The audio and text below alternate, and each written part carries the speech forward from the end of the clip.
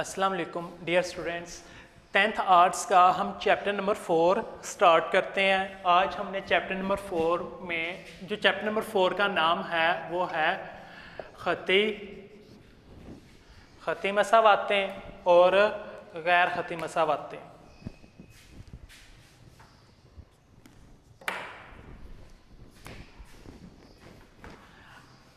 Chapter number 4 जिसका नाम है ख़ती मसावातें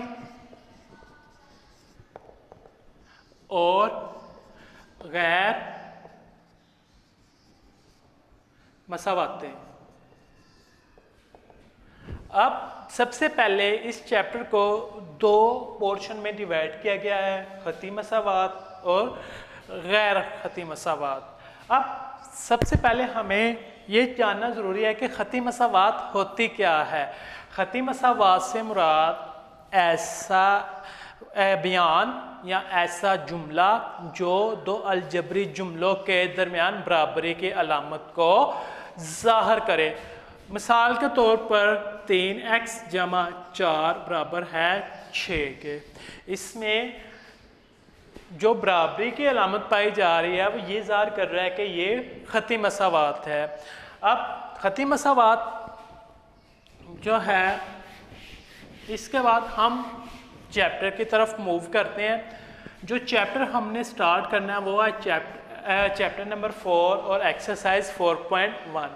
एक्सरसाइज स्टार्ट करने से पहले कुछ चीज़ें जो हैं हमारे लिए समझना बहुत ही ज़रूरी हैं। अब वो क्या है, आपने ये 8, 7, 6 क्लास में भी पढ़ी हैं कि प्लस माइनस ज़रब और तकसीम। अब हमारे पास जो एक अलामत होती है प्लस का साइन है, जब हमने उसको बराबर के दूसरी तरफ लेकर जाना है, जो प्लस का साइन है वो किस में चेंज हो जाएगा, माइनस में। उसके अपोजिट प्लस माइनस में, माइनस प्लस में, मल्टीप्लाई डिवाइड में और डिवाइड मल्टीप्लाई में। यानी कि जमा नफ़ी में, नफ़ी जमा में, ज़रब तकसीम में और तकसीम ज़रब में तब्दील हो जाएगा। अगर तो आपको ये चारों रूल अच्छी तरह याद हो जाएंगे कि बराबर के एक साइड की तरफ जो अलामतें होती हैं, जब उनको बराबर के दूसरी साइड की तरफ शिफ्ट करते हैं, ट्रांसफ़र करते हैं, तो उनके साइन चेंज हो जाते हैं, उनके अलामतें तब्दील हो जाती हैं। जो प्लस की अलामत होती है वो माइनस में, जो माइनस की होती है वो प्लस में, और जो मल्टीप्लाई होती है वो डिवाइड में, और जो डिवाइड होती है वो मल्टीप्लाई में तब्दील हो जाती है।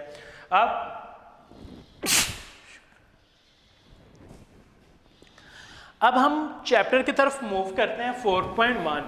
4.1 पहले सवाल के 4 जुज़ हैं। अब सबसे पहला जुज़ जो है कहता है कि पहला हल करें।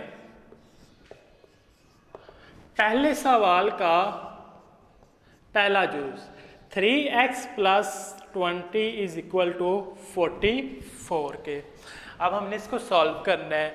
अब देखो x हमारे पास एक वेरिएबल है, हमने इस x की जो वैल्यू है वो फाइंड आउट करनी है। इस x की जो वैल्यू है वो फाइंड आउट करनी। वेरिएबल हमारे पास बहुत सी किस्म मुख्तलिफ हो सकते हैं। x की जगह a भी आ सकता है, b भी आ सकता है। यानी कि अल्फ़ाबेट्स के जो जितने भी वर्ड्स हैं वो अल्फ़ाबेटिक्स हैं जो वो इधर यूज़ कर सकता है। यानी कि हमने सिर्फ इसने सवाल में x यूज़ किया है।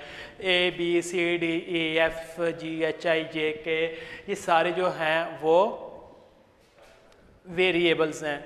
और अब 3x ये हमने इसको बराबर के दूसरी तरफ शिफ्ट करना है। अब ये 20 है, 20 के साथ साइन कौन सा है, प्लस का, तो प्लस है। जब हम इसको बराबर के दूसरी तरफ लेकर जाएंगे, शिफ्ट करेंगे, तो ये साइन किस में चेंज हो जाएगा, माइनस में। तो क्या होगा 44 minus 20। 3x is equal to 44 में से 20 को माइनस करो तो रिमेनिंग कितना बचता है, 24। अब 3 और x ये आपस में क्या हो रहे हैं, मल्टीप्लाई हो रहे हैं। क्यों? क्योंकि इन दोनों के दरमियान कोई साइन मौजूद नहीं है। जिनके दरमियान कोई साइन मौजूद ना हो उनके दरमियान मल्टीप्लाई यानी कि ज़रब की अलामत होती है।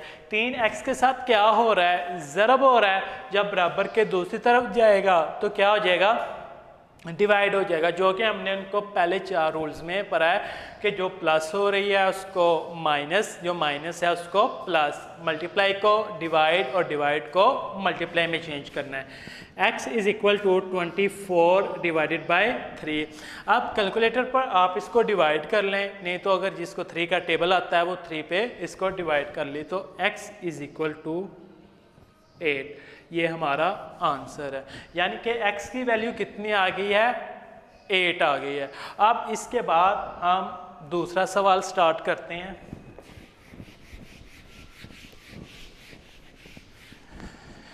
पहले सवाल का दूसरा जुज, ये ज़रा थोड़ा सा डिफरेंट है। जिसने 8 क्लास में एलसीएम वगैरह वाला मेथड किया उसके लिए वो बहुत ही ईजी है। 4x divided by 5 minus 3x divided by 4 is equal to 4k। अब देखो ये रकम किस में है? बटे में। ये रकम किस में है? बटे में। अब इधर हमारे पास कितनी रकमें आ गई हैं? 2। कैसे? एक मनफी के अलामत से पहले है और एक मनफी की अलामत के बाद है। अब इधर हमने क्या करना है? जो बटे के नीचे वाली वैल्यू हैं जिनको हम डिनोमिनेटर बोलते हैं, आपने इन दोनों को मल्टीप्लाई कर लेना है। या इसका दूसरा वे है वो एलसीएम वाला है, वो बाद में बता देते हैं। आपने इन दोनों को मल्टीप्लाई कर देना है। 5 और 4 को आपस में मल्टीप्लाई करो, कितना आता है? 5 4 बार 20। इसका मतलब 20 को दोनों तरफ ज़रब देने से। 20 को दोनों तरफ ज़रब क्यों दे रहे हैं? क्योंकि ये जो रकम बटे में है ना, हमने इनका बटा ख़त्म करना है।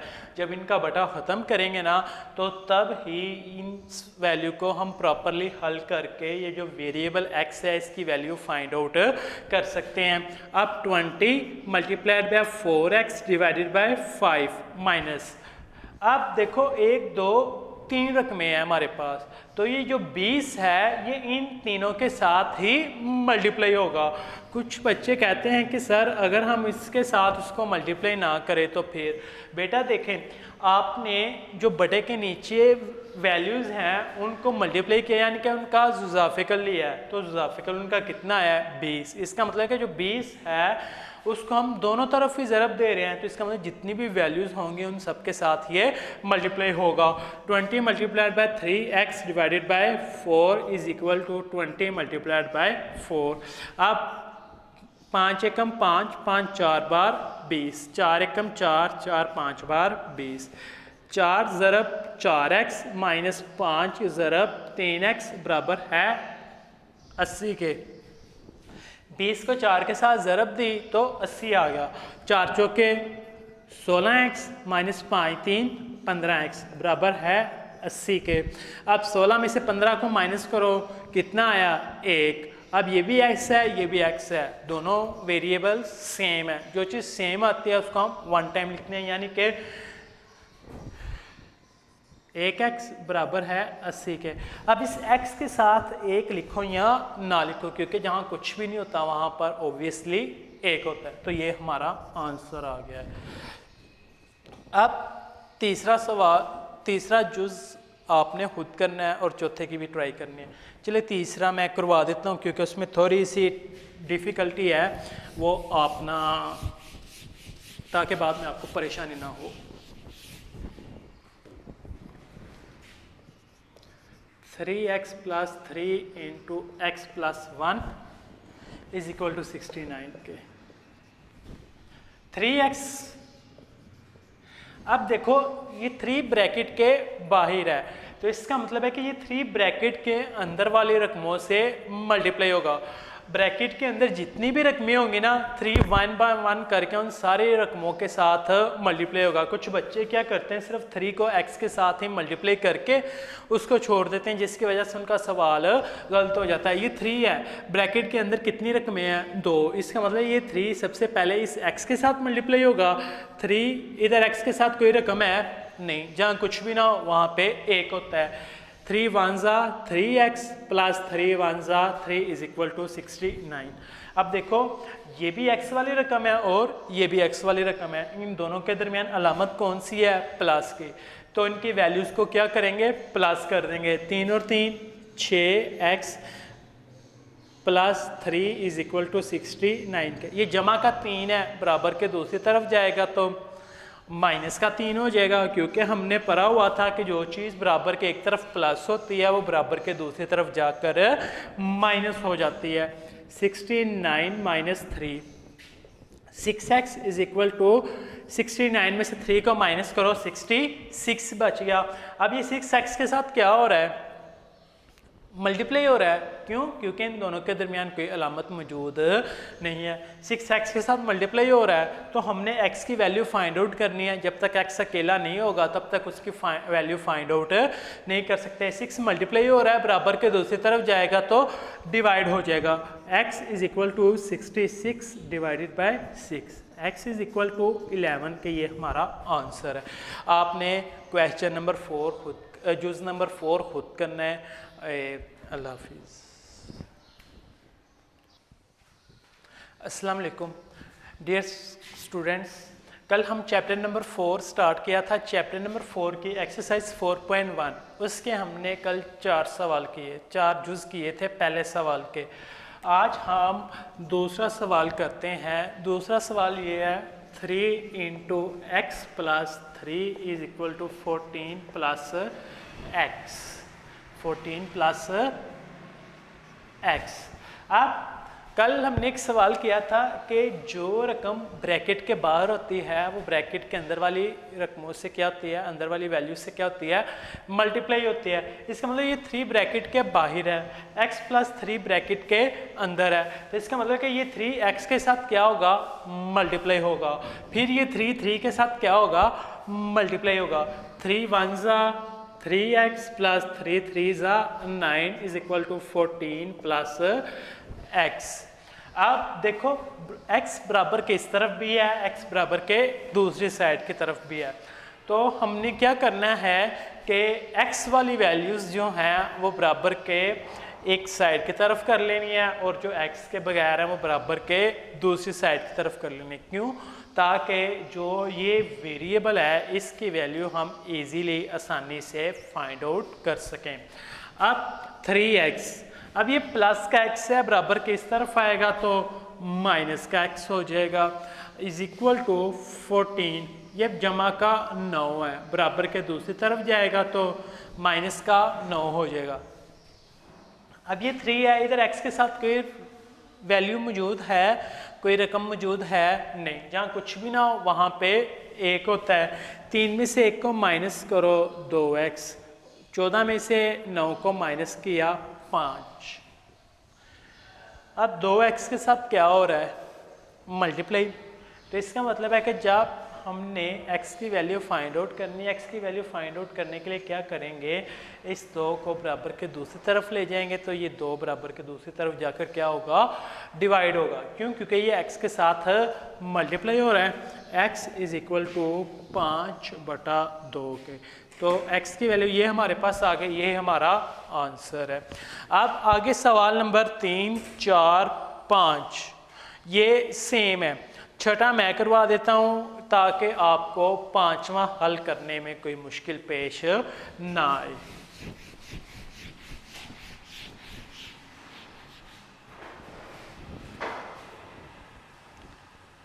छठा है 2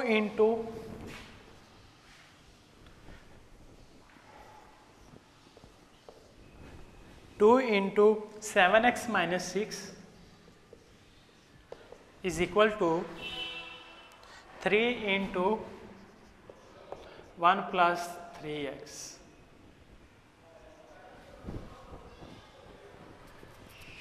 अब ये 2 ब्रैकेट के बाहर है, तो इसका मतलब है कि ये ब्रैकेट के अंदर वाली रकमों से मल्टीप्लाई हो रहा है। ब्रैकेट के अंदर कितनी रकमें हैं? 2, एक माइनस से पहले और एक माइनस के बाद।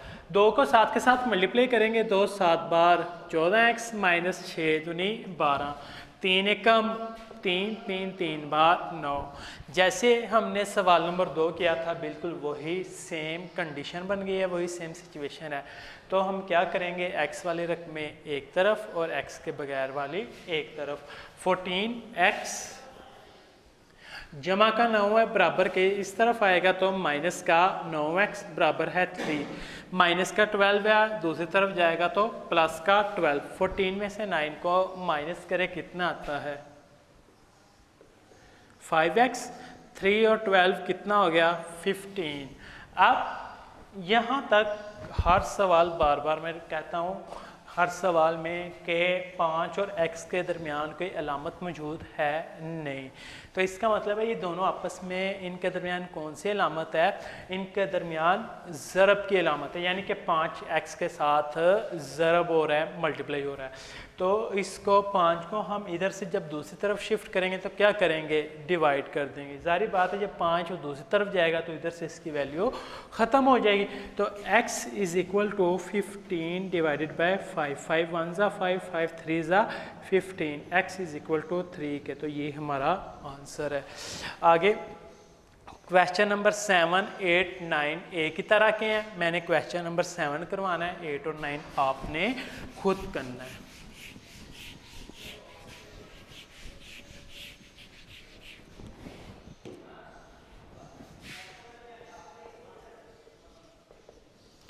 दस एक्स माइनस 1 बटा 2x जमा 5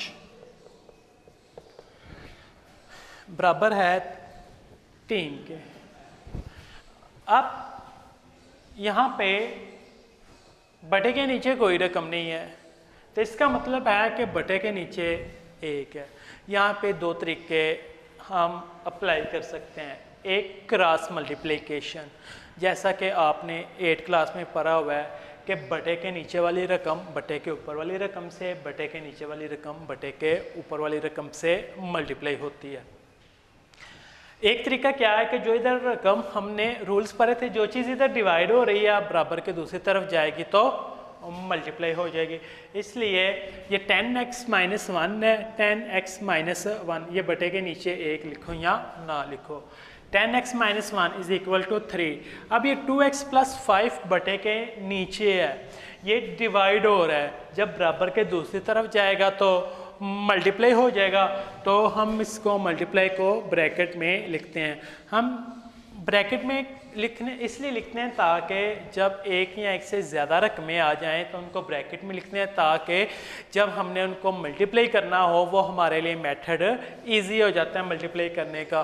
बाज़ दफ़ा बच्चे गलती क्या करते हैं, जब ये ब्रैकेट नहीं ना लगाते, वो मल्टीप्लाई की अलामत लगाते हैं, तो वो ये 3 को सिर्फ इस 2 के साथ ही मल्टीप्लाई कर देते हैं, जिसकी वजह से उनका सवाल गलत हो जाता है। इसलिए हमने इनको ब्रैकेट के अंदर ही रखना है। 10x माइनस 1 3 ब्रैकेट के बाहर है, तो इसका मतलब 3 2 के साथ मल्टीप्लाई हो रहा है। 3 2 ज़ा 6x प्लस 5 3 ज़ा 15। अब x वाली रकमें हमने बराबर के पहली साइड की तरफ ले जानी है और x के बगैर वाले बराबर के दूसरी साइड की तरफ ले जानी है। 10x, अब ये 6x है, ये 6x प्लस का है कि माइनस का, हमें कैसे पता चलेगा? 6x प्लस का है, क्यों? क्योंकि जिसके साथ कोई अलामत ना हो उसके साथ प्लस की अलामत होती है। 6x प्लस का है बराबर के इधर आएगा, दूसरी तरफ पहली तरफ आएगा तो माइनस का हो जाएगा। इज इक्वल टू 15 माइनस का 1 है, उधर जाएगा तो प्लस का 1 हो जाएगा। 10 में से 6 को माइनस किया, 4x 15 और 1 16, 4x के साथ मल्टीप्लाई हो रहा है, बराबर के दूसरी तरफ जाएगा तो डिवाइड हो जाएगा। 16 डिवाइडेड बाय 4, 4 4 ज़ा 16, x इज इक्वल टू 4 के। ये हमारा आंसर है। आपने इसका 8वां और 9वां क्वेश्चन बिल्कुल सेम इसी तरह ट्राई करनी है। ओके, अल्लाह हाफ़िज़, अस्सलाम वालेकुम।